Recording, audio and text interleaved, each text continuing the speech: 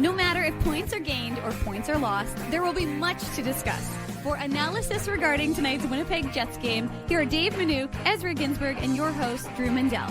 The Illegal Curve post-game show, presented by Play Now, the official sports betting partner of the Winnipeg Jets, starts now. There's nothing quite like home cooking. And on the strength of a 5-3 home ice victory, the Winnipeg Jets are halfway home to getting to the second round of the Stanley Cup playoffs. Good evening, Winnipeg. Good evening, Manitoba. For all those joining us live this evening on our YouTube channel and all of our social media platforms, we say good evening, universe, and welcome to the Illegal Curve post-game show.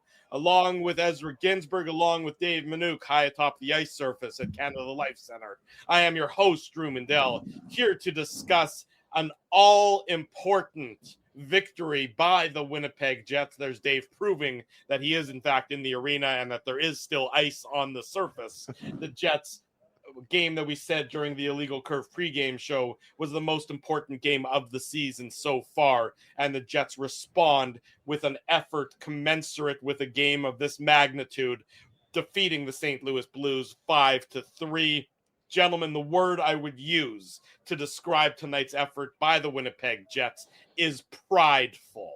This was a team that for the last two games and the subsequent days since then has been hearing all the negativity, all the negative Nellies, all the naysayers coming out of the woodwork. Yeah, me, sure, that's fine.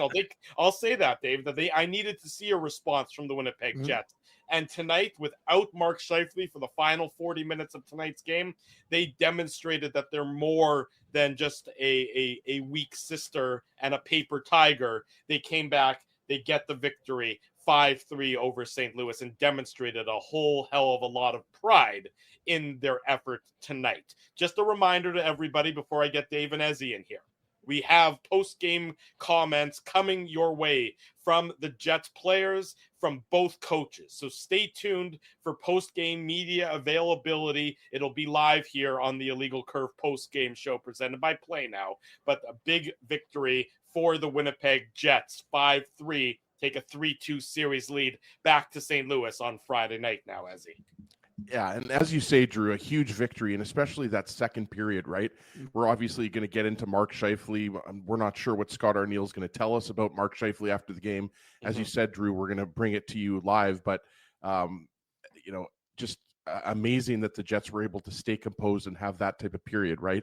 The shots were something like 14-3 there in the second period. After two periods, the shot attempts were 49-21, right? So obviously keeping the Blues to a very minimum amount of scoring chances. And, Connor Hellebuyck, even though we'll get into the, Jimmy Snuggerud goal in the Play Now game recap, boys, because, he was off his angle, right, Dave? Like, you could tell that after that goal was scored that Hellebuyck knew that he should have had that one, but he comes up huge on the 2-on-1 with just an incredible save. And, that's the type of save that, is going to be shown on highlight reels. So Hellebuyck, even though he allows 3 goals, I thought he had a really good bounce back effort. And, you got some secondary scoring guys, which we've talked about has been, a bugaboo for the Jets so far in this series. But, Vladislav Nemesnikov with Mark Scheifele out of the lineup, he steps up with a goal and an assist. Obviously, the third line gets a goal, the empty net goal. Kyle Connor, I thought, was just brilliant tonight. I thought he was the Jets' best forward, arguably their best player. And, even though Mark Scheifele didn't end up finishing this game, the Jets get the win, and now all of the pressure is on St. Louis going back home. And I think that, we all agree that the Jets want to close out the series. They don't want this series coming back to Winnipeg, Dave. But that's what they needed to get. They needed a win. They needed a complete effort. And even though there were maybe some moments earlier in the third period that you didn't like, they managed to hang on, close it out, go into shutdown mode. I love Dylan Sandberg's game. I realize he coughed up the puck there, which led to a Jake Neighbors chance in the third period. He got pickpocketed, right? Well, yeah, but Luke Shen came through, and yes, like a good key partner, he comes through with the 2 bad stack, right, Dave? So I thought Sandberg was excellent. Just a great, complete team effort. Drew used the word prideful, which I think is a good word if we're going to each have a word of the day. I just thought, this was a gutsy effort with Scheifele out of the lineup. Gabe Vilardi obviously provides a boost. He doesn't score a goal or, get a power play marker, but, he was impactful, obviously, on the Dylan DeMello goal, causing some chaos in front of the net. And that's what he does best, right, Dave? He's a big body, and he provides that net front presence. Yeah, you're right, Ezzy. And this was a phenomenal atmosphere. I mean, just fantastic. Credit to Jets fans. And we got Colby, who's going to bring us the post-game media availability straight from the Matt Frost Media Center. But I mean, it was a wild atmosphere. And I, was joking on Twitter and social media. I said, I don't know if the players are ready, but the fans are ready. I can tell you that right now. And just a phenomenal atmosphere.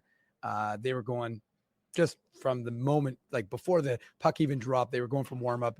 Fans were ready. They were jazzed. There was no apprehension, no nervousness, things that we talked about in the pregame show, not on display from this crowd. Just a phenomenal crowd here in Winnipeg from the get-go and throughout the course of this hockey game. They did everything we talked about. In fact, we said, obviously they wanted to get an early goal, but got some good hits. And obviously they did get that early goal. A minute 23 in, that to me was huge for the Jets too. No question. No question. Even though they give it up a couple minutes later, but they get those good vibes. And then it just becomes a hockey game at that point in time and less of a psychological stress test, I would argue. Yeah, no, I think it's a fair assessment. The Jets' good vibes per 60 were, I think, 4 points. They were high tonight. Yeah. Yeah, they were very high, as I would agree. And again, I just thought that they, you could just see it. You could sense it. It was going to be a fun night. I was a little disappointed Adam Lowry got that empty net goal because it killed my 4-2 prediction, but I'm sure Jets fans are happy with having that, monumental win and of course taking a 3-2 series lead back to St. Louis. And we now know the start time, a reasonable start time on Friday, right, boys? 7:00 on Friday. So that should have everyone excited because, you can watch our show after that game and then of course be ready to go for Saturday's Illegal Curve hockey show on Saturday morning at 9:00. So that's right. So on Saturday morning's Illegal Curve hockey show, to your point, Dave, we're either talking about a series victory for the Winnipeg Jets, right, or we're previewing a game 7. And for the record, there has never been in the NHL history of the Winnipeg Jets 1.0 and 2.0, there has never been a game 7 on home ice in Winnipeg. The Jets have played 3 previous game 7s. The one in Nashville in 2018 was the most recent one. And then there was one in Edmonton and one in Vancouver back in the 1.0 era. So never before. And we're getting ahead of ourselves. The Jets certainly don't want there to be a game 7 either. But if there is, it's the first time ever there's been a game 7 in Winnipeg, which will be Sunday at some point in time. Yeah. So might be Sunday at some point in time. But look, let's just call a spade a spade. The most important thing is the fact that this team didn't buckle when they lost Mark Scheifele. I mean, we're sitting here in the press box, and all of a sudden I'm counting. I'm like, what's going on right now? Someone's missing. And I'm like, Vlad Domestikov's right now is on with Gabriel Vilardi and Kyle Connor.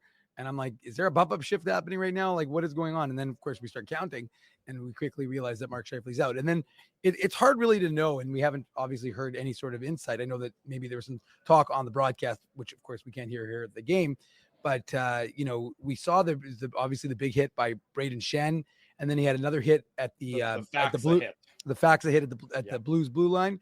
But he played the rest of the period. So we're not certain. Maybe Scott O'Neill will provide some enlightenment when he speaks from the Matt Frost Media Center, boys. But for the Jets to be able to just kind of gut it out and have everyone kind of step up. Again, I'm not saying you can survive Mark Scheifele's absence for a long period of time, but impressive in this game to have done it. Jim Montgomery coming up momentarily here on the Illegal Curve post-game show. We can see backstage camera, courtesy of photographer and videographer Colby Spence, doing a great job. He's going to bring you all of the post-game availabilities live as they happen here tonight on the Illegal Curve post-game show. We can see the media is filtering in, and we will shortly bring to you Jim Montgomery, followed by a couple of Jets players, followed by Jets head coach Scott O'Neill. Speaking of the devil, here's Jim Montgomery.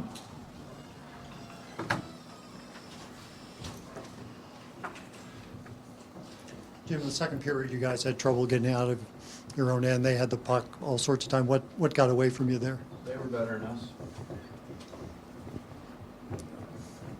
Jim, en français, peut-être, qu'est-ce que tu as pensé de la performance de ton équipe ce soir? On n'a pas joué comme on a joué dans le match des 3e et 4e. Faut qu'on se regroupe. Il va falloir gagner à la maison. They were better than you. What didn't you like about your game? There's a lot of facets, but we're on to the next one. It's a playoff series. I thought that was their best game. I thought it was our worst game. We're on to the next one. I mean, we can analyze every part of it. They were better. So we're on to the next one. Quick one. They got some secondary scoring from their guys tonight, especially after Scheifele left.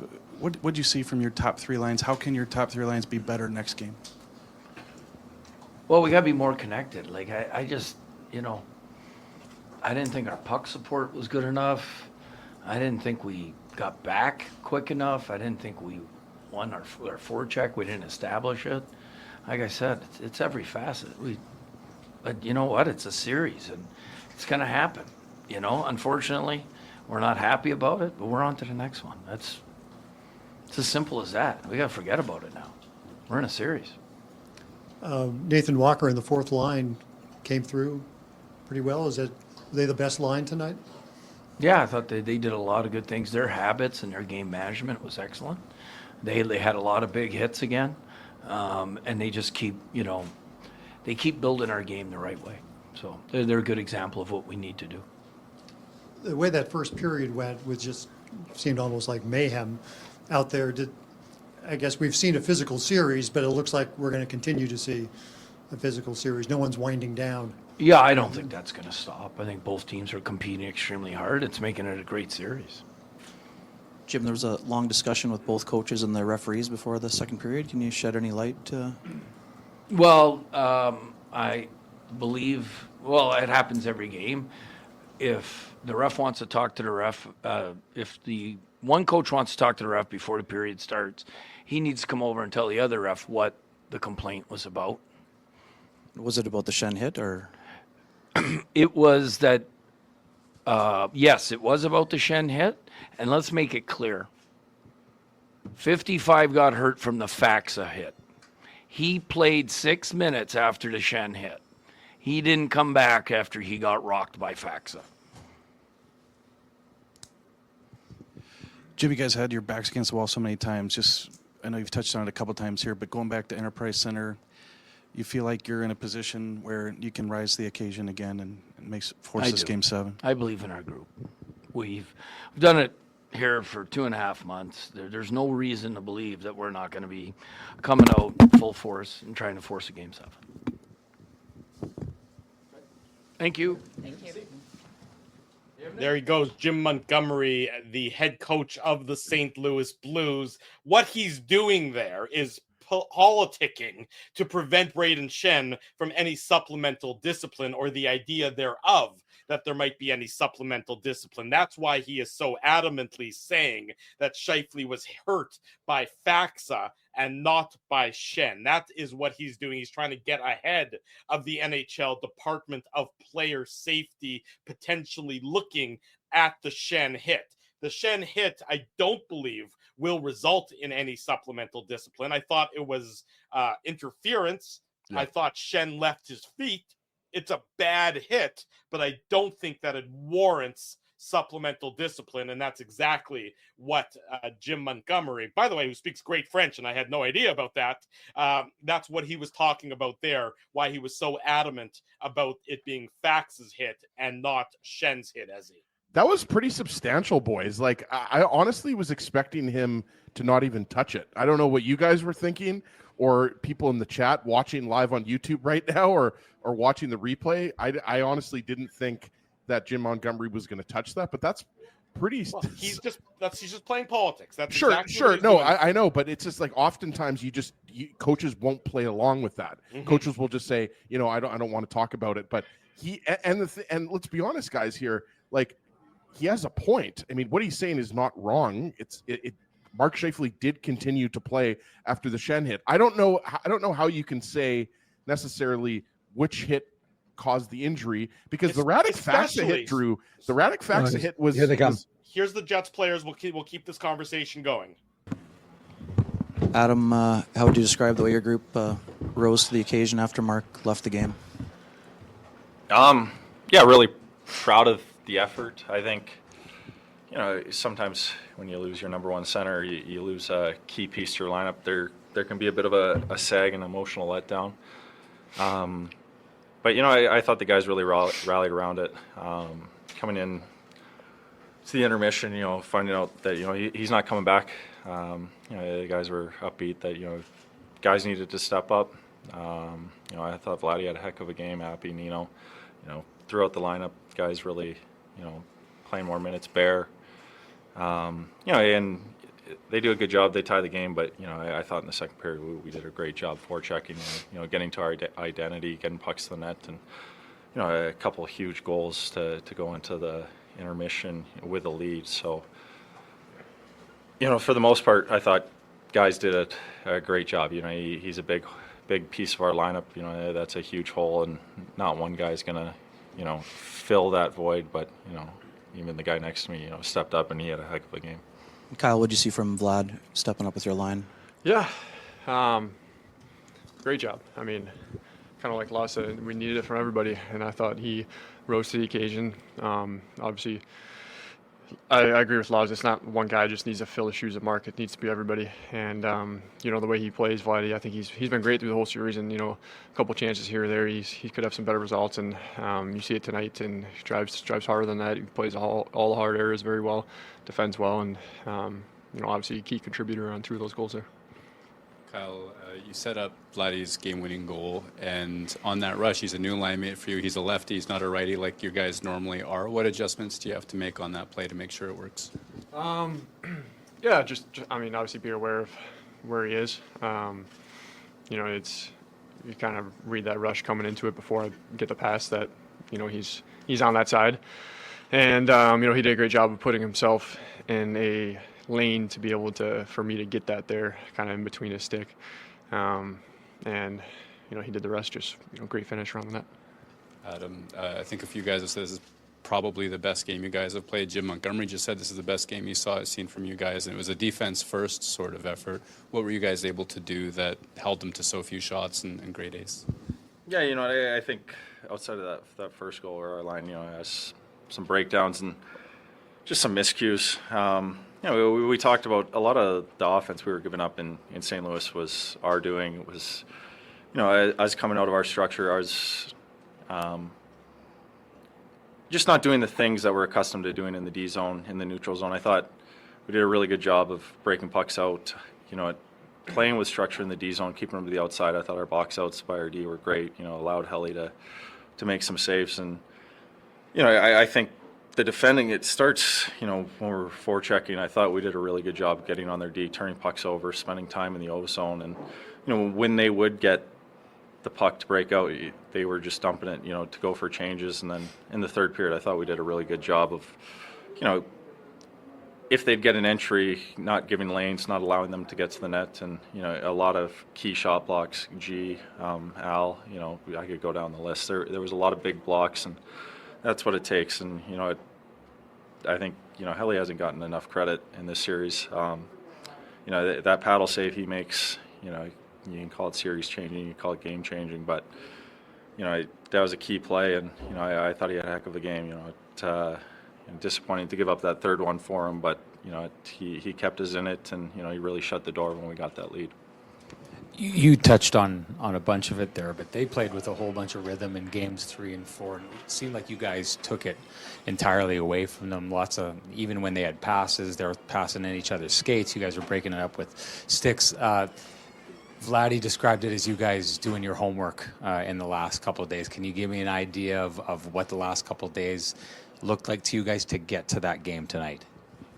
Do you want me to answer that one? Either. Yeah. Okay, I can go. I think we go into St. Louis, we're up 2-0. We're feeling good with how we played, and feeling like we can get to another level. And I think a bit of it we get distracted going into the scrums. Kind of the extracurricular stuff, and they have a great start. And it was almost like we were protecting the lead in the series. I think tonight we played on our toes. We played fast. We were making simple but effective plays, and you know, Arnie did a really good job of going through the breakdowns in game 3 and 4, and you know, just when you review those things and you kind of see that a lot of it is self-inflicted. You know, not that it's an easy fix, but you know, there's a structure we've played with, an expectation of, you know, where guys are supposed to be, and when we get back to that, we're a real tough team to get to the middle of the ice. We're a real tough team to score off of in-zone plays, and you know, we don't give up a whole lot in transition. So you know, I think those adjustments, you know, kind of the refresher of when we're at our best, what we look like, and you know, when we're giving up 5-6 goals, what we also look like, and you know, you kind of come off of it. So yeah, you know, it was some good review. I thought we had a great practice yesterday, and you know, getting G back in the lineup too. You know, I thought, you know, for missing a few weeks, you know, he had an impact right away. Some good chances early on. You know, some key blocks. He won a couple big face-offs for us down the stretch, and you know, he's only going to get better, you know, as he gets more reps. So you know, looking forward to Game 6. Yeah, I was gonna ask you about that, Kyle. What the impact you thought that Gabe had on this game? Yeah, he's great. We know what he brings to the table. Wins a ton of puck battles. Smart.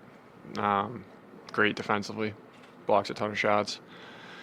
What he means to our power play, just having that right shot. So he's a game changer, and you know, glad he's back, feeling good. Thanks, Ed.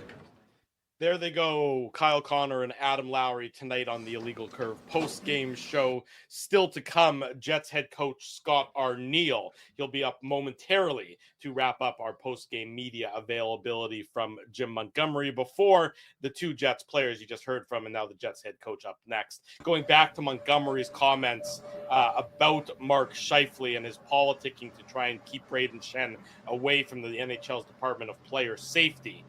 The word that comes to mind, and I don't have any insight, so I'm not going to speculate wildly, but you can't help but wonder, based on the events in question and the subsequent events in Mark Scheifele's absence, is it have something to do with the concussion protocol? That is, I think, what came to everybody's mind, especially after Jim Montgomery decided he wanted to leap on that grenade before anybody else could really get involved in it. Yeah, I think that is definitely something that was going through a lot of people's minds, Drew. It was those were big hits, right? Mm-hmm. And you could see after both hits, Scheifele was slow to get up, and he was rattled. Ask the players how you guys took them out of their rhythm the way you did. And Vladdy said we did our homework, and the guys kind of expanded on, you know, what the last couple of days looked like. And I guess you're the teacher. I'm interested in how proud you are of the response that you got from your pupils in executing your game plan. Yeah, I thought it was throughout the lineup. It was outstanding. I thought that everybody stepped up. You know, and then, you know, obviously find out that Scheif wasn't coming back. But even prior to that, I thought we had a great first, and we were physical. We were battling, competing, doing all the things we had to do. You know, to get ourselves going, and you know, just real proud of the way the guys stuck together and just played our game. We got the Jet hockey. We got the Jet hockey early, and we played it for 60 minutes.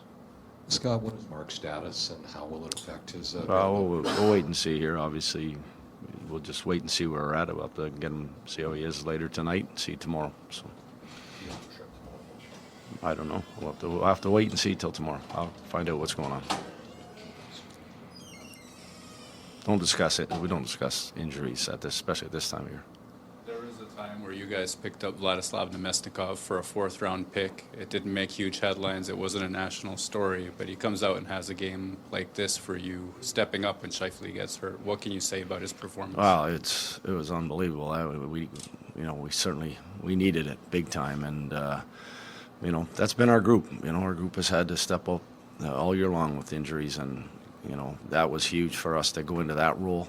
Not only he's playing on that top line with Gabe and KC, but he's also running into Thomas's line close to every shift. So yeah, he's you know, he's a good pro, and he whatever's been thrown at him, he takes on that challenge and does a fantastic job. Scott, you had a long discussion with the referee before the second. What were your thoughts on the Shen hit? Well, I didn't know Monty got his medical degree. I'm trying to say how our player got hurt. He's way off base. Should not make that comment. There's some things that have been going on in this series And that was a repeat of what we've seen before. A player leaving his feet and then hitting a player in a very unprotected spot, like hitting them in the sense almost blindsiding them. Not happy how the call was made. 2-minute minor. Not even looking at it is what I was upset about. And it is something that we have talked to the league about for 5 games. How would you describe the paddle save that Hellebuck made? Yeah, those are special. I mean, obviously changes the game probably if they goes in, but that was a big time moment that those can be. That's a game changer. It really is, and that's what we needed. He said you guys talked to him. I talked to him, and he delivered. Last one, guys. When you've talked to the league, as you have for 5 games, about situations like this, what do they say to you? I think I have to keep that one to myself, to us. I mean, we communicate after every game. There's some things that happen, and I'm sure that St. Louis has some things that they're complaining about, but there's things that we've noticed that have been going on since game 1, and, that hit is a lot of what we've been talking about. Thank you. Jets head coach Scott Arniel, the word I would use to describe that press availability would be smoldering. He was unhappy. Not mincing words. Wow. No, he was. What did he say? Not sure where Monty got his medical degree? That's exactly what it was. and he's right, by the way. I know that why Jim Montgomery commented on it. It's because, as I said, he's trying to get ahead of the Department of Player Safety. But it is inappropriate for Jim Montgomery to talk about a player on another team, especially because I think, again, the word I used, it was concussion. And the only reason I use that word is because Jim Montgomery alluded to that in his comments about the Schenn hit. So I do think it is inappropriate for Jim Montgomery to have done what he did. And I think Scott Arniel was 100% right in calling out Jim Montgomery for doing so.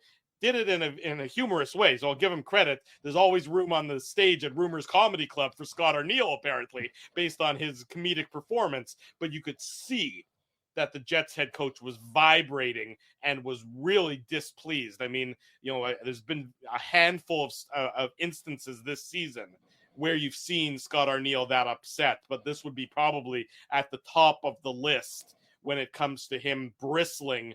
And it's not about, and it's about the competition. It's about the hit by Brayden Schenn. Clearly the Jets are unimpressed with the liberties that the Blues have been able to take against their players for the first 5 games of this series. We'll see what happens as a result of this game tonight and any lingering effects beyond Mark Scheifele and his questionable status moving forward to Friday. But boy, the head coaches are now, who have a friendship, the head coaches are now probably not going to be breaking bread, be it pumpernickel or sourdough, anytime soon between the two of them. Yeah, good point, Pumpernickel. They, I think, obviously know that this is like a point of contention here. And obviously, Scott Arniel spilled some tea there, right? Like that's something that we didn't know about. We didn't know that the Jets have been talking to the league about what's been happening in this series, right? So that was pretty revealing there from Scott Arniel, and he was obviously angry on the bench in the second period. And why wouldn't he be, right? He's losing his number 1 center. It was a late hit. I'm not sure if there's any supplementary discipline coming, but that was a late hit, guys. Like, I love Brayden Schenn. I think we all respect him as a hockey player.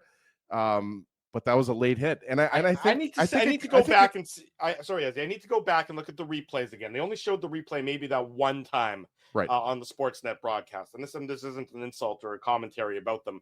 I need to go back and see if there was head contact. There's no question that it was interference, that the puck was gone. So no question there about was that. Head contact, Drew. Well, it was definitely a high hit. Shen definitely left his feet. I want to go back and Was look it at not that. shoulder to chest? It seemed like shoulder to chest. It was high. I mean, I don't know if he caught the Yeah. jaw. That's one. I wonder if the hit after he left his feet, he sort of elevates up through the hit, and I wonder if he catches Scheifele in the jaw higher than just the chest. Because at first glance, to me, it looked like it was just the chest, and I would agree with you that if it's just chest, it's probably not going to result in anything extra. If he gets higher, and again, I need to look at the replay. If it gets higher, if he got jaw, I wonder if the NHL takes a second look at it and a second consideration about it. And boy, that would be a series changer potentially if the Blues were without Shen to match the Jets being without Scheifele, which of course we don't yet know if that's going to be the case for Game 6 on Friday night. But a heated series so far, with these two teams being as physical can be, has now sort of got beyond just the physicality. It's spilled off the ice, and you can see the intensity ratcheting up over, now that we're through Game 5 of the series. Absolutely. And, again, Scott Arniel, just like Jim Montgomery was revealing what he was talking to the referee about, he said exactly that he was hoping that they would have reviewed it to see if it was a major, right? So again, just not your typical kind of ho-hum post-game press conference from the two coaches there. I mean, it's 5 games into the series now, guys. These teams don't like each other, and now Mark Scheifele is potentially going to be out for Game 6, right? So, really interesting stuff there from Arniel and Montgomery, and we'll see if there's any type of spillover into Game 6. But obviously, Scheifele's status, guys, is a huge story right now. We just don't know, and like I wasn't expecting Scott Arniel to say much, but we'll, I guess, find out more tomorrow. But if Scheifele's unable to go, then obviously that's a huge loss for the Jets. No question about it. And, Vlad Namestnikov, you have to talk about him stepping up tonight, Dave, for the Winnipeg Jets. Scheifele goes out. The Jets are without him for the final 40 minutes. And what happens in that second period? Frankly, the Jets play their best period of the series. I mean, the second period, which ultimately led to the Winnipeg Jets victory tonight, including the game-winning goal coming in that second period, the Jets dominated that second period. This was the Jets' best effort of the series. I would agree with Jim Montgomery saying that, and the Blues were not on their game tonight, but not so much because of what they were doing, but because what the Jets were doing to them. I thought the Jets got back to their basics. This game looked very similar to a Winnipeg Jets game. How they've succeeded for the bulk of this regular season is with a strong forecheck. Number of times the Jets were able to knock down pucks, cycle in the blue zone, keep zone time. Number of times that they were able to get shots through from the point and move the puck, north and south and from defenseman to defenseman along the blue line to get shots through. Just a much more Jets-like effort tonight, particularly impressive given Scheifele's absence. I'm still blown away by those comments. I got to tell you that I was listening, and of course, your eyes. I know you. You're so excited to have that content. Those two interviews up on illegalcurve.com and up on the YouTube channel, so people can go back and watch them afterwards. I know where your brain's working at right now. It's absolutely the case. You've got me dead to right through. I was hearing that, and my eyes were like saucers. I was like, wow, we have ourselves a series. But yeah, I mean, look, it's as he's right. I mean, that's interesting insight from Scott Arniel to talk about the fact that they're unhappy with the nature of the officiating. Again, stunk. I mean, and again, I say that for both ways, because I was just like, they were whistle happy, and they put the whistles away. I'm fine with them putting the whistles away, but I didn't love the whistle happy nature of the start of the game. But yeah, I mean, it's really interesting, and we'll see what the impact is on Mark Scheifele. I mean, that's, as he's right, that's not an insignificant loss. Sure, you're able to step up, but I mean, and we'll see. I mean, unfortunately for them now, they don't have the 2 days between games. They're back in action on Friday night, so they won't have a lot of time. But you just kind of think that maybe it's precautionary, and they're just gonna, not take any risks with them, and we will see. Again, we'll find out maybe a little bit more tomorrow, and it's always worth noting that it's important to kind of give him the night to kind of recover and rest and see how he feels in the morning, right? So we'll find out. I don't know what the plan is yet. I haven't checked the media group chat to see where it is. I don't think they're not going to skate, but my guess is they'll hold media availability maybe at the airport. So we'll bring that, of course, to you on our YouTube channel. And yeah, I mean, it was a pretty, I mean, again, it's funny. I the whole game now, boys, I've kind of lost focus on because of the comments from Scott Arniel, right? As he, like, to me, that was like, it kind of took the wind out of the sails from the game because, I mean, look, when it was interesting because, like I said, we noticed that Scott, when we were sitting here in the press box as the second period was about to get underway, and you don't see Scheifele, you're like, okay, well, what's going on? And then I'm watching Arniel. I'm like, he's tearing a strip out of the officials right now. Like, he is pissed off. And now we know why, of course. And it's just also interesting to hear the difference of opinion that, you know, Montgomery is advocating that it was the Faxa hit. And obviously Scott Arniel is saying that it was the Schenn hit. So, although curious that Scheifele stayed in the game for, you know, the rest of the period. Well, you know, let's look at the hit. I have it here. I'll pull it up on the second screen. Here we have the hit by Braden Schenn on Mark Scheifele. And you can see the two Jets players come in there. It's blindside. You know, let's get that comment off the screen so we can sort of Zapruder film this hit. Scheifele is not suspecting it. It's definitely not a headshot. It doesn't look like a headshot to me again, but it is interference. And we have seen interference, you know, result in suspensions. I believe that one of the hits in the Florida Tampa game, I don't remember which one. There were so many suspensions in that series. Was a result of an interference play. I could be wrong on that. Don't quote me 100%. You know, the puck is gone, so it makes sense that Scheifele is not braced for a hit. Schenn leaves his feet.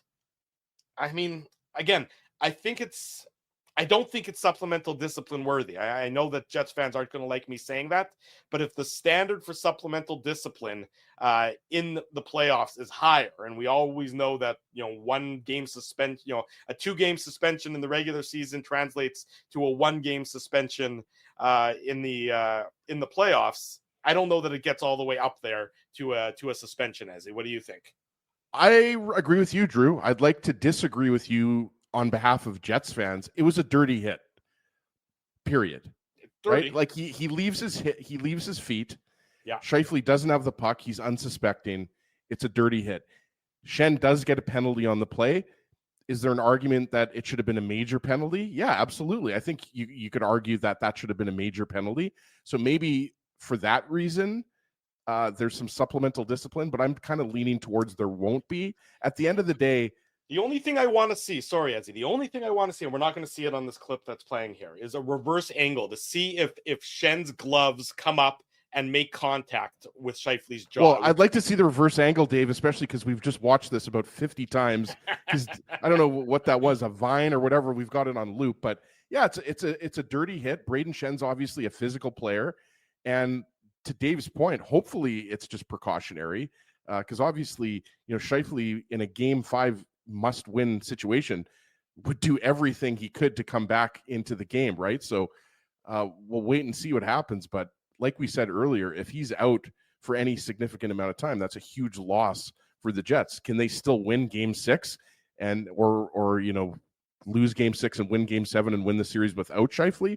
Absolutely. They won the first 2 games of the series without Gabe Vilardi and without Nick Ehlers, but Mark Scheifele is your number 1 center. He's one of the most impactful players on the team. So hopefully he is going to be back for Game 6, but he took not just one big hit. The Faxa's a big man, boys. Faxa's 6'3", 200, well over 200 pounds. That was a big hit too. And obviously, you know, that happened after the Schenn hit. So, you know, it was a rough night for 55. You know, again, if the C word is what's involved, if it's concussion, you know, first of all, it can be a cumulative effect of the 2 hits. So for Montgomery to say, no, it was the Faxa hit, which everybody would agree was a clean body check, but it's not the Schenn hit.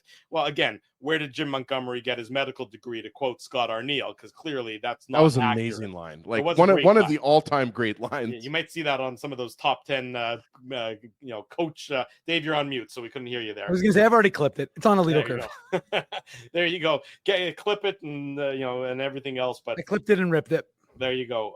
You know, so again, it could be a cumulative effect, but that Schenn hit, the one we were just showing, certainly seems like it's going to be a storyline and something curious to see what the NHL does with it, if anything. I'm leaning towards them not doing anything, or maybe a fine. I was going to say, or he'll get the Yeah, meaningless $2,500 $5,000 fine that Yeah. his teammates pay for. Exactly. It doesn't mean anything whatsoever at that point in time. But the latest on that will, of course, come likely tomorrow, and we'll have it for you on illegalcurve.com and on all of our social media platforms. We're 40 minutes into the Illegal Curve post-game show. It's after midnight. There's 850 of you joining us live. Great audience. Thanks so much for everybody that's tuned in here. Smash the like button and subscribe to the channel. Turn your notifications on, because we're going to do this again after Game 6 on Friday, and then again on Saturday morning with the Illegal Curve Hockey Show. And then if there's a Game 7, we'll have an Illegal Curve pregame show and an Illegal Curve postgame show. Time will tell on that front. But let's get into the nitty-gritty details of this game as we're in 40 minutes into the postgame show. It's the Play Now game recap. The Play Now game recap. Big thanks to our friends at Play Now for their continued support of the Illegal Curve Hockey Show, as well as the Illegal Curve post-game show. Don't bet on illegal sites. Bet with Play Now instead, Manitoba's local, legal, and secure gambling site. 18 plus. Enjoy responsibly. We talked about the starts for the Winnipeg Jets. They've been slow so far in this series. It was not slow for the Jets tonight to get underway. Kyle Connor, bizarre sort of goal. Kyle Connor gets his fourth of the series, assist to Mark Scheifele and Mason Appleton. Appleton's down on the ice. He thinks he gets high sticked. He's down on the ice. He's, complaining to the official about the lack of a call. While he's complaining, he gets up and shuffles the puck over to Mark Scheifele. Scheifele feeds it out front to Kyle Connor. Connor rips it past Jordan Binnington. The Jets have a 1-0 lead, a minute 23 into the game. But Mason Appleton doesn't even go celebrate with his teammates. He's still yelling at the official over the missed call. Just a bizarre sequence of events, but a beautiful start to the game for the Winnipeg Jets. They needed to get an early goal, and they get it off the stick of Kyle Connor at the 1:23 mark, Ezzy. Yeah, and if you watch the replay, which I'm watching right now, Mason Appleton is high sticked by Robert Thomas. Mm-hmm. Yeah. They missed that. They missed it. The official was only right in front of them, so it's understandable that they would have missed that one. But obviously we're not going to use this opportunity to pick on the officiating, but that was a missed call, and Mason Appleton has every right to be upset about that because it was a high stick. But you're right, Drew, it kind of threw everything off. Yeah. With Mason Appleton down on the ice complaining, and it's almost like the Blues stopped there. It was Ryan Suter behind the net. And what I love the most about this is that in the middle of getting up and complaining to the officials, Mason Appleton kicks the puck to Mark Scheifele behind the net. Yes. So let's give Apples a big shout out here and a lot of credit here for the secondary assist he gets on this goal after being high stick by Robert Thomas. So 3 assists on the night for Mason Appleton. So he was a secondary assist maven tonight for the Winnipeg Jets. Yeah, and a nice pass by Scheifele to Kyle Connor, who roofs it past Jordan Binnington. And like we talked about, guys, at City Place for the pregame show, that's exactly what the Jets wanted. They wanted to get the crowd even more into it and get the first goal, and that's what they did. And even though Nathan Walker scored shortly after to tie the game up, it was obviously a huge goal to score, whatever it was, 78 seconds into the game. Braden Shen on the hit on Mark Scheifele. This just coming in courtesy of our friend Jeremy Rutherford. Quote, "I haven't seen the replay, but I don't believe I hit him in the head." That's what Braden Shen had to say. This courtesy Jeremy Rutherford of The Athletic, good friend of ours here at Illegal Curve. So that's what Braden Shen had to say. Again, no surprise. I don't think he would say, yeah, I hit him right in the head. I totally got away with it. But nonetheless, that's the quote just coming over the wire. We don't have wires anymore. I don't even know if there are news wires. I guess our news wire is X nowadays. And that's what Braden Shen had to say about that hit, Dave. Yeah, I mean, I'm not surprised by that. I mean, it seems that they're adopting a party line and trying to redirect attention to the Faxa hit on Mark Scheifele. But, you know what? I just want to get back to the Appleton goal. I mean, the Appleton play, because it seems throughout the course of this game, I was like, maybe he's a very good soccer player, but he was using his feet quite a bit, boys, to, when they were in tight and he couldn't get access to his stick. So he was kicking the puck to the defenseman. I noticed they did it once in the second period, but yeah, I mean, it was just heads up play by him, and no pun intended in that regard, because he's got the shot to the face and he manages to kick it over to Scheifele and who gets it over to Kyle Connor, who I should mention, because, everybody loves my minutia, that Mark Scheifele is now tied with Thomas Steen for second most points ever, playoff points, I should say. And sits 5 back of Dale Hawerchuk, his idol, of course, and mentor. And so he is 5 points back of the all-time lead by Dale Hawerchuk, and Kyle Connor moved past Blake Wheeler. So Kyle Connor with his his goal and 2 assists, he moves it with 40 points. So he is now ahead of Blake Wheeler. So he is second on Jets 2.0, and he is fourth, all time as he with the on the Jets Winnipeg all-time points list. There you go. Some good minutia from Dave Minuk as only he can do on the Illegal Curve post-game show. The Jets 1-0 lead does not last for long. It lasts for all of 2 minutes and 21 seconds. Nathan Walker, 4th line goal for the St. Louis Blues, his first of the series. Assist to Colton Parayko and Cam Fowler. The Jets get running around in their own zone. It sort of starts with Josh Morrissey blowing a tire. The Jets are in a decent position. Dylan DeMello, I believe, is trying to find Josh Morrissey with a pass behind the net to lead a breakout. Morrissey falls, toe picks, and then it's chaos a little bit in the Winnipeg Jets zone.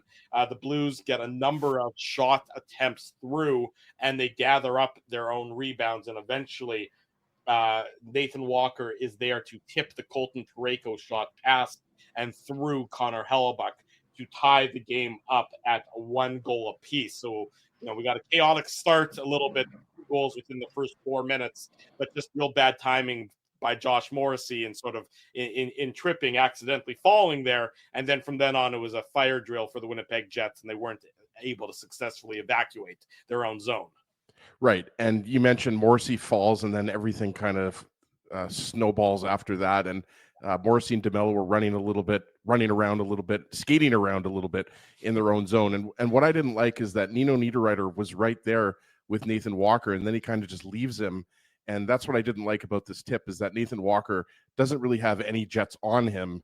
And it's a nice, Colton Parayko had the original shot, came around back to him, and then he had the point shot. And, it's a nice tip by Nathan Walker, who obviously we'll mention again later, who scored in the 3rd period. But it wasn't the type of response that you wanted from the Jets. Pardon me, I should say that it's the type of response you wanted from St. Louis. It wasn't the type of you didn't want that result coming so quickly after the Jets scored the first goal. But give the Blues credit. They've scored a lot of goals like that, hardworking goals like that, just low to high point shots, getting bodies in front, tipping. And Nathan Walker is a small guy. Like, he's only 5'8" or 5'9", but he's a good little player. Yeah, it's Australian born at least. So he certainly is, I believe, the only Australian player in the NHL. He's carved out a very successful career. Or no, there's one more, Kevin Koala. Vegemite, you set me up for that one, Drew. Yeah. Vegemite indeed is, very good, Desi. 1-1, get into some penalties. The Jets get a power play opportunity after a goalmouth scramble. Braden Shen gets called for roughing and interference. Brandon Tanev gets called for roughing. The Jets get a power play opportunity, and then Gabe Vilardi gets an interference call, and Oscar Sundqvist gets called for embellishment at the same time, which, Dave, you're on mute again, so I can't hear what you're saying. So, if you wanted to resolve that, that's up to you or not. In any event, before the embellishment call and the interference call by Vilardi, Connor Hellebuck, with his best save of the playoff series so far, it's a 2-on-1 for the St. Louis Blues, and Connor Hellebuck makes an absolutely incredible paddle save to prevent the Blues from scoring shorthanded and keep the score tied up at 1 goal apiece. I mean, it's a goal. He's beat on this one, no fault of his own, but he just sticks the paddle back and is able to deflect the puck away from the empty net. Again, not textbook, but beautiful nonetheless, effective, keeping the score at 1 goal apiece, Dave.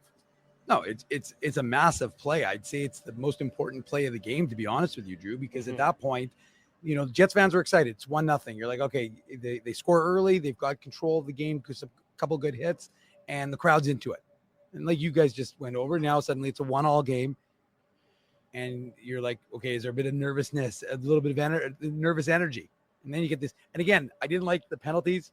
Just bizarre. Like the Sundqvist one, he looked like he was like I think we figured out where the second shooter was, boys. Because I mean, that was like he looked like he just got leveled, but it really wasn't. When we saw the replay, here's what Sundqvist had to say. Sorry, let me just interrupt you. Sundqvist, courtesy Jeremy Rutherford again. Quote, I mean, I'm bleeding from my lip and my teeth are hurting, so I don't know how that's an embellishment, to be honest. So that was Sundqvist obviously disagreed with the embellishment aspect of that call. Yeah, I mean, whatever. It is what it is. I mean, if that happened, it happened. But I guess what I'm saying is that like the refs were a little whistle happy there for my liking, and it's a turning point in the game because I mean the Jets have the opportunity on the power play, and we're Gabriel Velarde's back, right, Ezzy? And so you're like, okay, Velarde's back. Let's see what the Jets are going to be able to do. And then they give up a 2-on-1, and you're like, oh man. And if they score, your mama, right?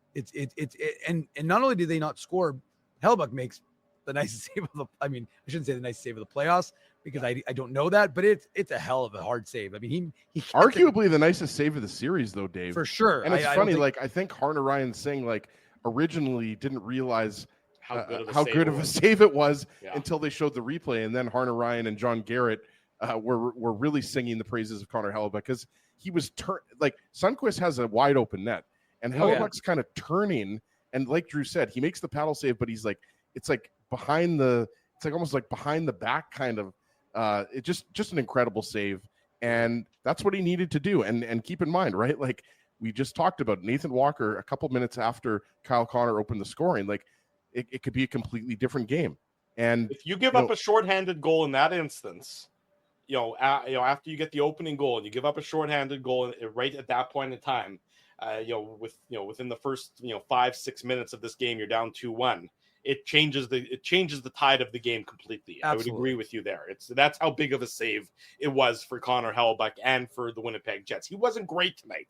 Hellebuyck wasn't. I mean, the Snuggerud goal, which we'll get to, was a stinker, probably the worst goal, the stinkiest goal he's given up all series. Yeah. But the fact he made this save when he made it was an absolutely epic timely save for the Winnipeg Jets. He also made, and I'm sure Drew, you've got a notebook there. I've got my little notebook here as well. He made a nice save on Colton Parayko late in the first period as well. Yes, he did. And by the way, if Colton Parayko's a man mountain, first of all, he's got a hard shot.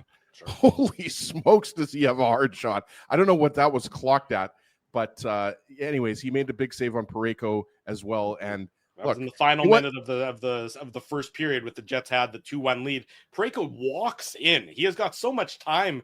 He can make himself, he can make himself a lobster dinner. He's got so much time and space. And it was Mano against Mano, and Hellebuyck came up big and was the victor in that battle.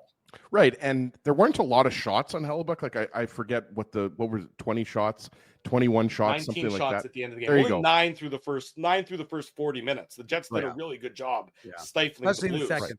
Yeah, like Dave said, I think the Blues only had 3 shots in that second period, right? So that's right.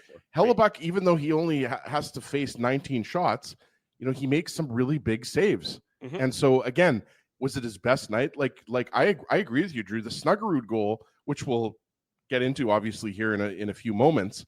I mean, he the angle's just off, right? Like he's just not. There's just too much room there between his. You can't get beat short side. I mean, Snuggerud doesn't get a lot on that shot. We're skipping ahead, but that's okay. Snuggerud doesn't get a lot on that shot. It's not like Snuggerud picks a corner and it's an exceptional shot. No. It's a weak goal, as weak can be. Anytime a goalie gets beat short side, they're not going to like it. But nothing about the Snuggerud shot here should have gone in. This was not a scoring opportunity. This was bad by Connor Hellebuyck on that one. And I mean, he's fortunate that the rest of his teammates stepped up for the rest of the second period and picked them up. But that was a bad goal. You jumped ahead though, Drew. You're already way ahead. Drew's jumping ahead, but that was kind of my fault as well. Yeah, exactly. But Dave, the thing with Hellebuyck is, and obviously we'll get to Niederreiter's goal here because it was obviously a huge goal.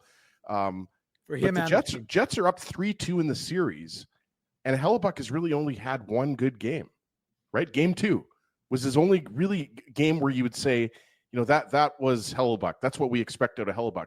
And I'm not sure what that means, but it's pretty crazy that we're heading into Game 6 in St. Louis. The Jets can close out the series, and Hellebuck has not played his best hockey yet. I think that's an advantage for the Jets, to be honest with you, and that's not a good thing for the Blues, because I think Hellebuck has a type of performance in him to close out close out Game 6, boys, and not give the Blues a lot. Like, I could see him, shutting the door big time in St. Louis. Well, we'll deal with that as we get closer to Friday night and everything else. But to your point, going back to the 2-1 goal, the Niederreiter goal at the 8:39 mark of the first period, it's Niederreiter, his first assist to Dylan Samberg and Neil Pionk.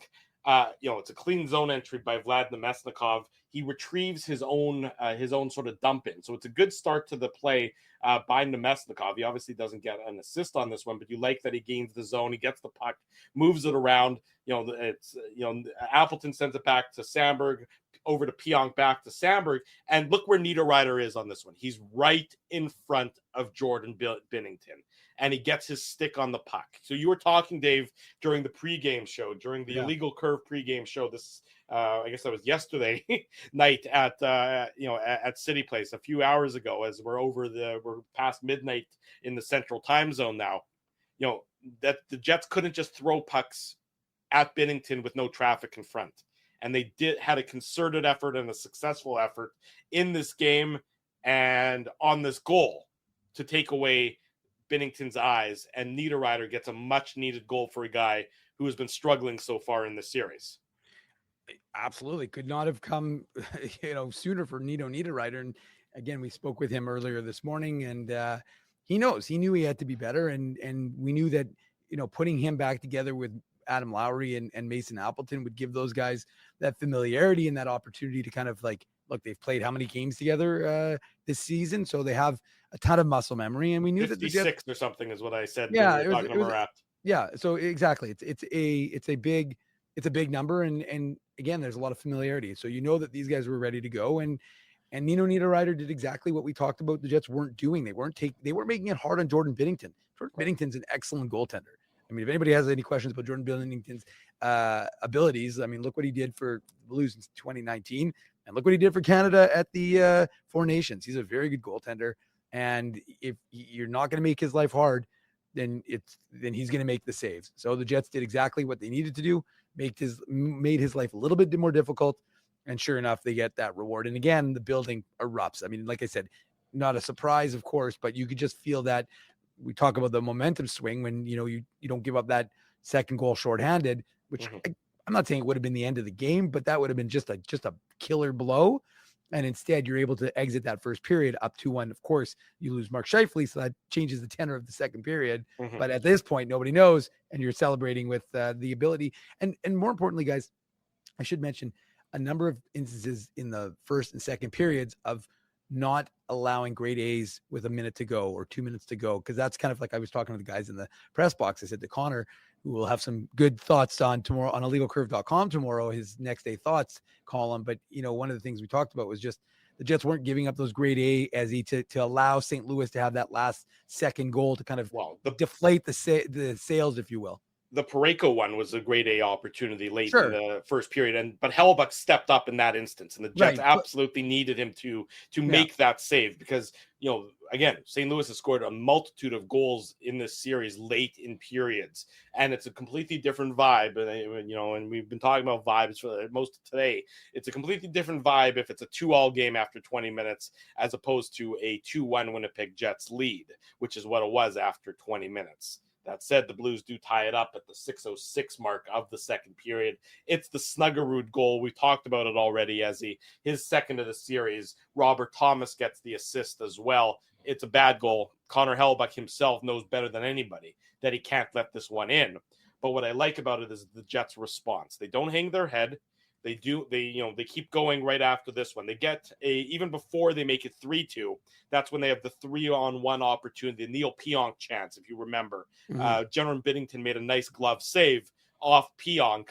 After Snuggerud had tied it up, the Jets sort of kept going, and they really took control of this game in the second period and played by far their best period of hockey. The goals were one thing, and we'll get into those, but just the one-sidedness of that second period Shot attempts for the Jets in the second, 31-7. Expected goals for the Jets in the second period, 85% to 15%. High danger chances in the second period, 5-2. It was a complete dominant effort for the Winnipeg Jets in that second period, which is the response you want to see from them after Hellbuck gives up that weak goal. Absolutely. You just mentioned the numbers, Drew, and the numbers don't lie there. It was completely dominant in terms of the scoring chances, the shots, everything like that. And, I loved the way they were playing. I loved the way that they were rolling lines. And, I also loved how, even though the power play, the Justin Falk slashing penalty on Niederreiter, that power play did not look good. Right. And, that's something, again, guys, I don't mean to be negative Nelly here. That's usually Drew's job. But, I mean, again, they're up 3-2 in the series, and they've only scored 2 power play goals in 5 games, which, again, I think is an advantage for the Jets. If they're able to score a power play goal in Game 6, that's only going to further help them close out this series, right, guys? So I think, it was obviously huge that they were able to respond right after, and it's the same thing again. They got more traffic, they were getting shots through, and let's be honest here, there hasn't been a lot of offense from the defense, right? We've talked about it. Josh Morrissey, there's some talk about, maybe an injury or something like that. We don't know. Beat up pretty good. I mean, Zach Bolduc had a hit on Josh Morrissey late in that second period. I mean, you can see what the Blues' strategy is. It's not difficult to pinpoint. Well, it's rock'em sock'em hockey time. It's rock'em sock'em hockey, and it's absolutely let's take the Jets stars and try and run them through the end boards. And whether or not you like that hockey or not, and I understand why you wouldn't, in that it takes skill players off of the ice and replace it. That's what the Blues need to do to be successful in this series. And to their credit, they're executing it pretty well. Now, the officials may be letting things go that they shouldn't. Scott O'Neill would certainly say so based on his post-game comments. But you see Morrissey has been absolutely pelted a number of times by the St. Louis Blues, just like we've seen Scheifele and we've seen Kyle Connor as well. Connor, I think, has been able to evade it better than maybe Scheifele and Morrissey have. But certainly the strategy is pretty clear for the St. Louis Blues. Right. And just wanted to throw in one thing. Sorry, Dave. That's okay. On this goal, I mean, look, it's Dylan DeMello putting the puck on net. He acknowledges that Gabe Velarde's in front there, causing problems for Jordan Binnington and Colton Parayko. It obviously goes off Parayko's butt. But again, that's the third goal. That's the Dylan DeMello goal. About. Okay, so let me just. I thought we were skipping over the. I thought we were skipping over Snuggerud's goal. We are, but we're talking about the 3-2 goal. Dylan DeMello. Before you get there, though, I just want to say, further to the point, and again, you never know what they show on TV, but Josh Morrissey was feeling it. You could see it. There's one play, he's down on one knee in the blue zone, gets to the bench, and we're discussing it, and you just see him kind of hunched over, and you just realize, like you said, it's clearly he's being targeted, and we know it, and it's a strategy, obviously, of St. Louis to pound the Jets defense, and I mean, I understand it. That's the physicality of that team, but Josh Morrissey is receiving the brunt of Neil Pionk isn't. And let me tell you, Neil Pionk wasn't making any friends when Braden Shen was losing his mind in the penalty box, or he wasn't even actually in the penalty box. He actually went in the penalty box, then he came out of the penalty box, and then Adam Lowry must have been on the bench, so Neil Pionk was there talking to the officials, and he and I don't know if it was Bolduc or not, but they almost got into it, and you could just see, I understand why Neil Pionk is so annoying to play against, because as he just sat there with that little Cheshire cat grin and just waiting to get his face punched. But you could just see he's just irritating. And then Lowry subsequently showed up. But anyways, I just thought it was interesting. But yeah, you can definitely see that Morrissey is feeling the brunt of the St. Louis attention. Jets make it 3-2. So Hellbuck gives up the bad Snuggerud goal. The Jets then take over for the remainder of the second period and utterly dominated. I said the numbers before. Dylan DeMello gets his first of the series, assist to Kyle Connor and Vlad Nemesnikov. Again, a clean zone entry for the Winnipeg Jets. They get a fortuitous bounce. How many goals have gone in off of Jets players and past Connor Hellbuck? Certainly remember the one, I think, off Neil Pionk in Game 3, if I recall correctly. If it might have been Game 4 at this point in time. Game 4. Yeah. Game 4. Okay, whatever it was. The Jets finally get a good bounce in that. It's his first ever playoff goal, Drew. the first ever for Dylan DeMello. The puck gets back to him from Kyle Connor. Nemesnikov picks up the loose puck to start it behind the blue zone. Gabe Vilardi gains the zone with the puck. And then, it goes right around. You see Vilardi goes right around the net and back out the backside. And he's sort of causing chaos standing next to Colton Parayko. Parayko is bothered by Vilardi, focusing his attention on Vilardi. And the fortuitous bounce goes in off of his rear end, deflects past Jordan Binnington. And the Jets have that all-important 3-2 lead, getting it back after the Snuggerud goal. This coming in the second period, just in the back half of the second period, a second period the Jets have largely controlled to this point. Drew, you mentioned the word fortuitous, and both teams have had fortuitous bounces, and it's because Gabe Vilardi causes the chaos there. And again, Parayko's boxing Vilardi out, but like you said, he starts the playoff with his own entry, and I thought Vilardi was really good tonight. Right? Like, we didn't know what to expect. He hasn't played in over a month, right? But yeah, I mean, that's just DeMello putting the puck on net and Vilardi going to the net. But again, we saw more of that. There was a more concerted effort by the Jets to do that tonight. And the Jets had all of the zone time and not all of the zone time, but you know what I mean? They had all of the pressure, all the momentum on their side there, and they were rewarded. I strongly believe in hockey that you create your own luck. And that was evidenced on that play. Yeah, the Jets did all the right things there. They got the puck in low. They got a clean zone entry. Vilardi went to the net. If he doesn't go hard to the net and position himself at the far post, Parayko's not there to try and defend it. It doesn't deflect off of Parayko if Vilardi doesn't go to where he needs to go on this goal. And that's why the Jets get rewarded, justifiably so, to take that 3-2 lead. Then they make it 4-2. This comes about 7 minutes later with 1 minute and 9 seconds to go in the second period. We got Niederreiter. The Jets got Niederreiter off the schneid earlier in the game. They now get Vlad Nemesnikov off the schneid, his first of the series assist to Kyle Connor and Mason Appleton. It's a beautiful play by the Winnipeg Jets. It's also our Seagram shot of the game. The Seagram shot of the game. Big thanks to our friends at Seagram's for their continued support of the Illegal Curve post-game show. You see, I have a little bottle of Fireball here, but I'll let somebody else take the shot on my behalf because it's 12:45 in the morning and I have to be up with my children in about 6 hours. So starting to drink. Take a shot, Drew. Come on. No, I'm going to leave it for somebody else who doesn't have to maybe wake up as early as we do. We'll have the honor to do that. But what a play by Kyle Connor, Dave, to feather the pass through Justin Falk onto the stick of Vlad Nemesnikov, who doesn't play around with it. He just puts it right into the net past Jordan Binnington. This is Kyle Connor. Again, he never gets enough credit for his playmaking ability. Everyone thinks of him as a goal scorer. He does on this show. Yeah, on this show he does. You're right. But around the league, he doesn't. And this is just it at the absolute perfect play.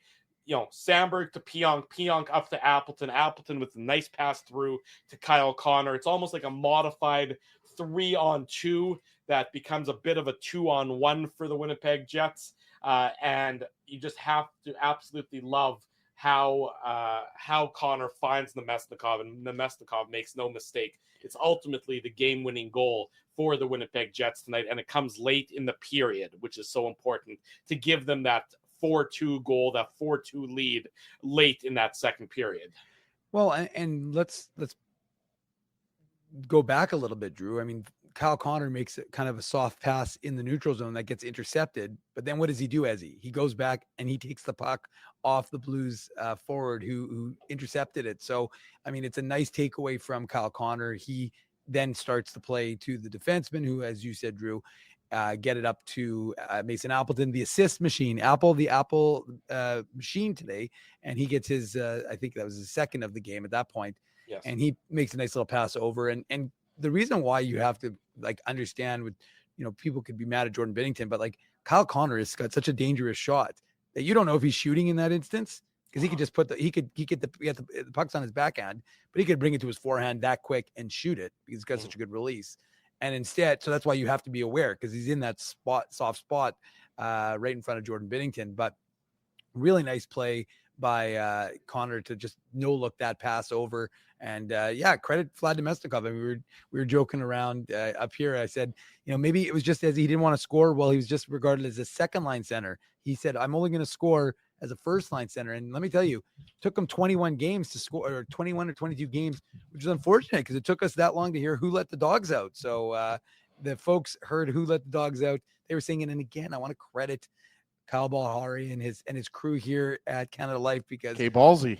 Because when the fans were singing, Yeah. they were playing great. And even like there was one instance where the fans were singing, then they kind of died, and then here they played that same song, kind of brought it back out. So they were doing a good job here with the music, and like I said, the fans did a phenomenal job as they've done all season long. But real huge play because, like you said, Drew, end of the period.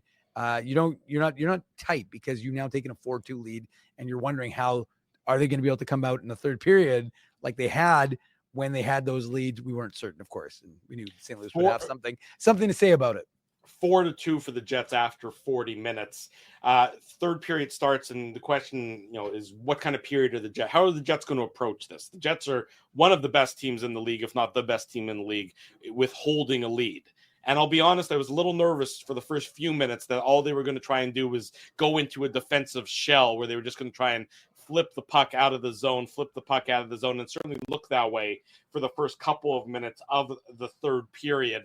And then it sort of turned at that, after a few minutes, they decided, no, this isn't going to be an effective way to manage a 2-goal lead. Frankly, they should have had a 3-goal lead early in the third period. Vlad Nemesnikov misses just a gorgeous play, everything but the execution. I don't know how he missed the net on that. I really don't. I don't know how he missed it either. I thought that was a sure I don't think goal. he knows how he missed it either. Well, and just going back to, Dave broke down Nemesnikov's goal. It was a huge goal. And Dave's right to point out that Kyle Connor retrieves a puck from, it was Zach Bolduc who he took the puck back from in the neutral zone. But, I mean, let's just talk about how big of a goal that is for Vlad Nemesnikov and that second line, right? Like, because not only did he not have a point in the first 4 games, guys, he didn't have a goal in however many games it was, 20 games, 25 games, whatever it was. So that's a huge goal for Nemesnikov. And look, we don't know if Scheifele's going to be out for game 6, but regardless if Nemesnikov is centering the top line or if he's centering the second line, his normal spot, I mean, they need him to be clicking going forward into the playoffs, not just for game 6, but going into looking ahead to round 2, right? Which obviously we're getting a little ahead of ourselves. So just a huge goal for Nemesnikov personally. Yeah, he had. By the way, I don't know if they showed on the replay, but I had some people responding to me, and again, I couldn't really tell. Did the Blues knock that puck out or did Nemesnikov just put it wide? Because my impression was he just put it wide. Put it wide.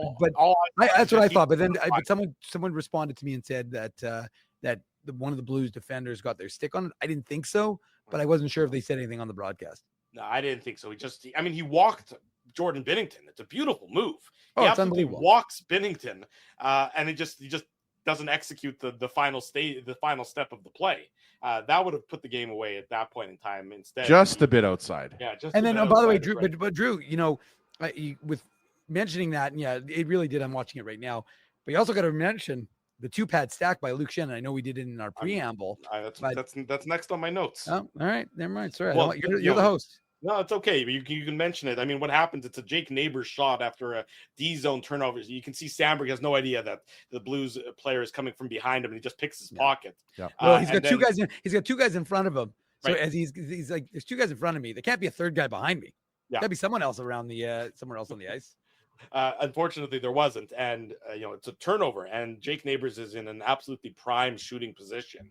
But Luke Shen, I mean, again, the Jets blocked so many shots in that third period. I have a note here about Alex Iafallo blocking a shot off of Cam Fowler. Yeah, so it was important too, Drew, because and it was because the puck, there was a little bit of extra time in the Jets zone, and the puck squirts out, and the Jets were really good about not allowing them to get set up on the point, I thought, today. Mm-hmm. The Jets got into the shooting lanes better than they have in any of the other games, certainly since game 2's victory in Winnipeg. You saw it from Luke Shen. You saw it from Alex Iafallo, Neil Pionk. There was that play where Jordan Kyrou just sort of bursts in out of nowhere. Thank you to Errol. That's very generous of you. Totally unnecessary, but we do appreciate that kind of generosity.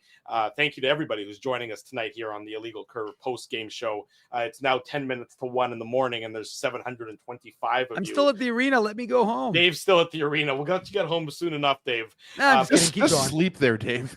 All good. I'll just meet the players at the airport tomorrow. Airport tomorrow. Exactly. Anyways, thank you everybody for that and your continued support. Also, smash the like button and subscribe to the show and turn your notifications on.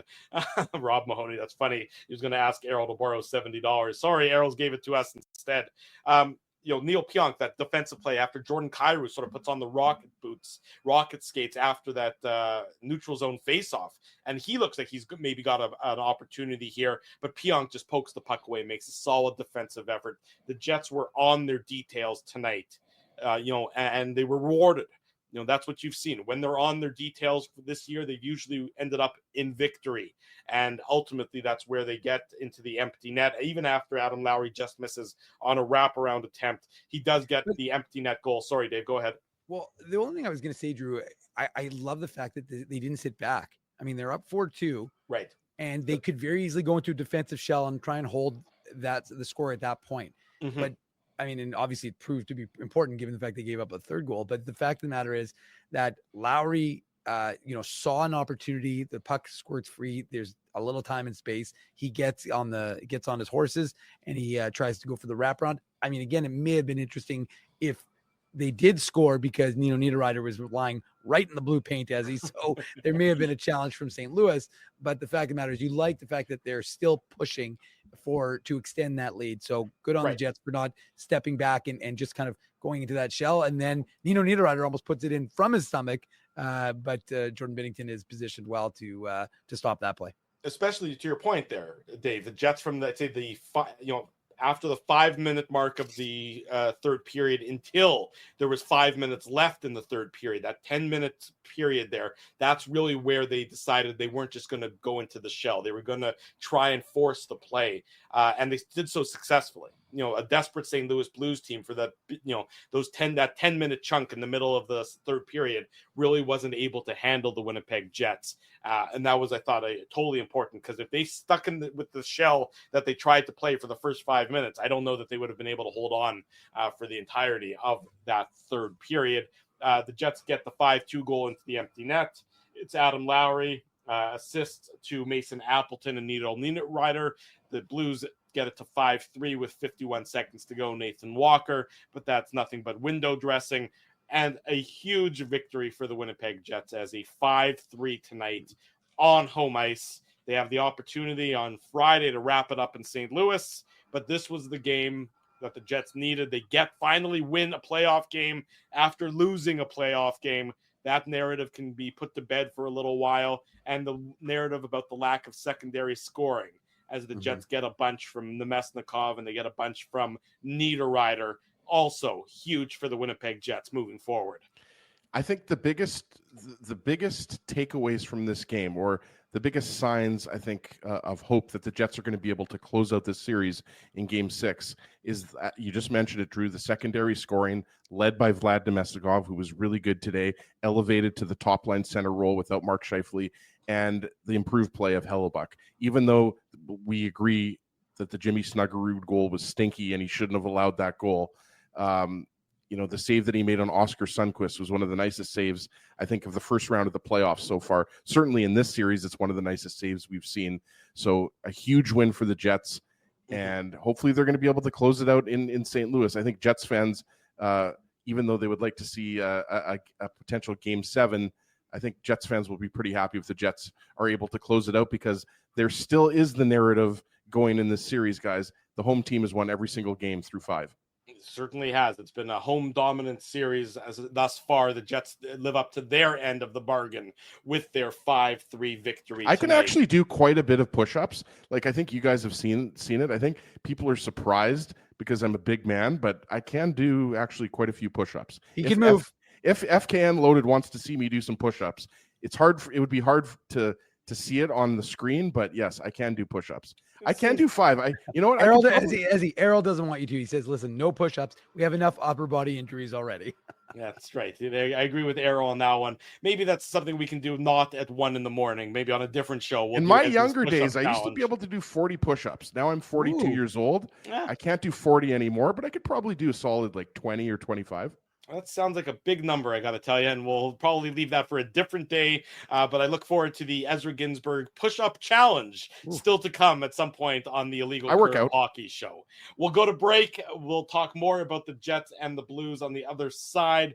Drew Mandel, Dave Minuk, Ezra Ginsburg with you. Shortly before 1 a.m, we're live on a Thursday morning now, the Illegal Curve post-game show. Smash the like button while we head to commercial break. We want to thank you for not betting with Play Now and choosing our illegal gambling sites instead. Because we couldn't afford things like this without your money. So much of your money. Now you might have questions like, do our profits benefit your community? No. Or bet with Play Now, Manitoba's local legal and secure gambling site. Dining, entertainment, parking, and convenience, all in one spot. City Place is located in the heart of downtown Winnipeg, attached to the Canada Life Centre. Whether you're working, living, or out for a night in the downtown, make City Place your go-to destination before or after the fun finds you. Lunchtime, game time, anytime. Visit City Place at 333 St. Mary Avenue, next to Canada Life Centre. Holt Dental, the new official dentist of Illegal Curve, has a philosophy rooted in 2 unyielding principles: genuinely caring about patients and providing outstanding service. Being a patient of Holt Dental means more than just checkups and treatments.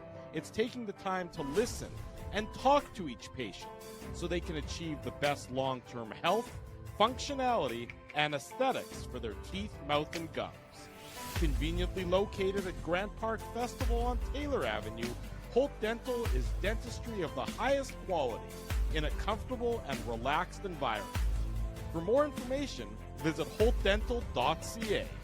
Oh, and there's plenty of free parking at the front door, too.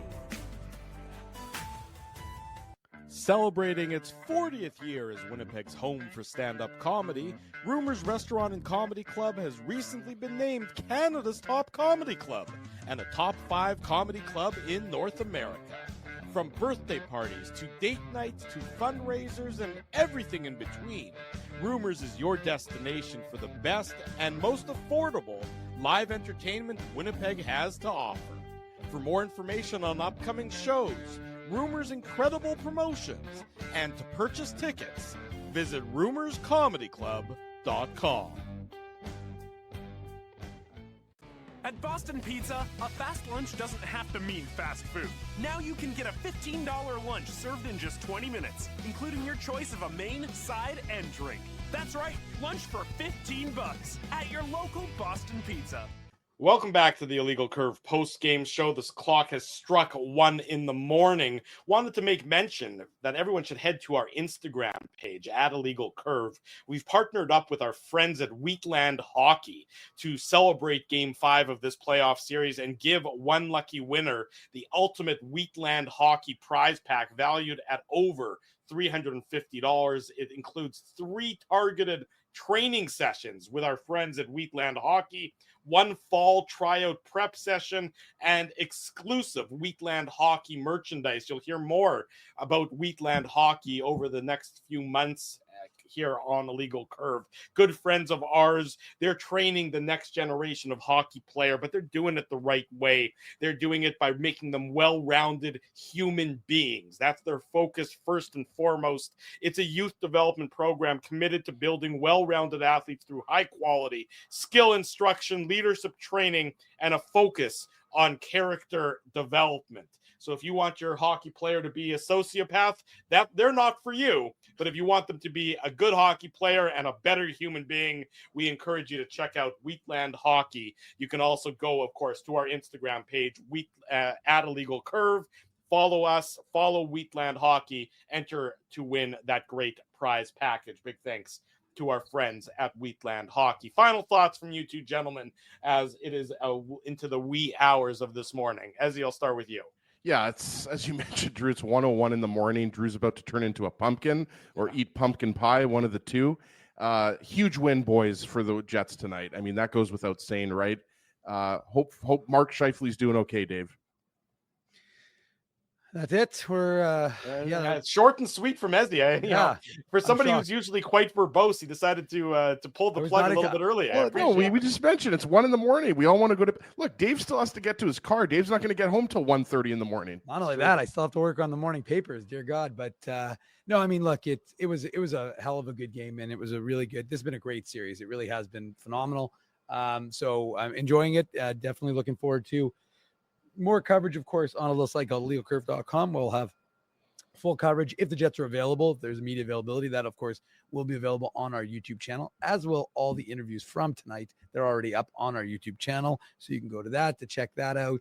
And one other Jets note unrelated to the game, 2023 first-rounder Braden Yager is out of the Eastern Conference Finals. His Lethbridge team lost to Medicine Hat 4-0. So he is done. His WHL playoffs are over with Lethbridge. And I will say, and we should make a mention, Colby Barlow, the other 2023 first rounder in the Jets stable boys, he is leading the OHL. Actually, I shouldn't say that because I know London was playing tonight. So I don't know if he's still leading, but he was, as of last night, leading the OHL in points. Not insignificant given how his year was for the most part in Oshawa. He picked it up in the second half. But he is on quite the tear. So he is leading, or he was leading when I checked it last night, the OHL in points. And Jacob Julian, looks like those two are on a collision course because London, they don't lose hockey games, boys. All they do is win. They'd won 11 straight games. And depending on breaking news, they won again tonight. So they are in to the OHL finals. They are 12-0 this season in the playoffs right now. And Jacob Julian, the 2023 fifth rounder, he is in the mix. So it looks like it'll be a Barlow versus Julian prospect updates coming to you on a little site called legalcurve.com. Well, the Jets might not be 12-0, but they are 3-2 in these playoffs. A beautiful, from the Jets' perspective, victory tonight, 5-3 over the St. Louis Blues to take a 3-2 series lead. Game 6, of course, is on Friday night. We remind everybody, illegalcurve.com and our YouTube channel, those are your destinations for all the latest Winnipeg Jets news, audio, video, everything under the sun related to the Jets and this playoff series is available on either and both of those two sites. We're next in action Friday night. That's when the Jets and the St. Louis Blues are going to have Game 6. It is a 7 o'clock puck drop in the Show Me State. The Jets will look to bring the series home after that, but we will bring you the Illegal Curve post-game show right around somewhere between, let's say, 9:30 and 10 o'clock on Friday night. So if you haven't already done so, even though I'm sure you have, smash the like button, subscribe to the channel, and turn your notifications on, because we're going to have a lot of Jets content coming your way on Friday night with the post-game show, Saturday morning with the Illegal Curve Hockey Show, and then potentially, depending on what happens on Friday, Sunday as well with a pre-game show and a post-game show if necessary. Big thanks to all of you for joining us. Big thanks to all of our sponsors, our friends at Rumors Restaurant and Comedy Club, Play Now, Holt Dental. Maybe Oscar Sundquist can go check out Holt Dental if his teeth are still hurting. Boston Pizza, City Place. We were there earlier tonight for the pregame show. We would be there again on Sunday for a pregame show. If there isn't a game on Sunday, that means the Jets are into the second round, which means we'll be there for pregame shows for round number 2. Our friends at Seagram's, the 2025 Rady JCC Sports Dinner. We're proud to be media sponsors. Chris Carter, John Randall, Minnesota Vikings legends. They're going to be in Winnipeg. Tickets available, radyjcc.com. And, of course, again, our friends at Wheatland Hockey. Thanks to so many of you for joining us tonight pretty late, but it's been a hell of a lot of fun. And the reason we do it is because you're here with us to go for the ride with us as well. For Dave Manouk, who needs to get home sometime soon, for Ezra Ginsburg, who's already at home, I'm your host, Drew Mandel. I need to go to sleep. Thanks, everyone, for joining us. Until Friday night at around 9:30, 9:45 p.m., we wish you good night and good luck. And thanks for watching the Illegal Curve post-game show. Thanks for listening to this broadcast from Illegal Curve Hockey. For more great Illegal Curve content, subscribe to the Illegal Curve YouTube channel, follow at Illegal Curve on Twitter, Facebook, and Instagram, and visit your online home for hockey in Winnipeg, illegalcurve.com.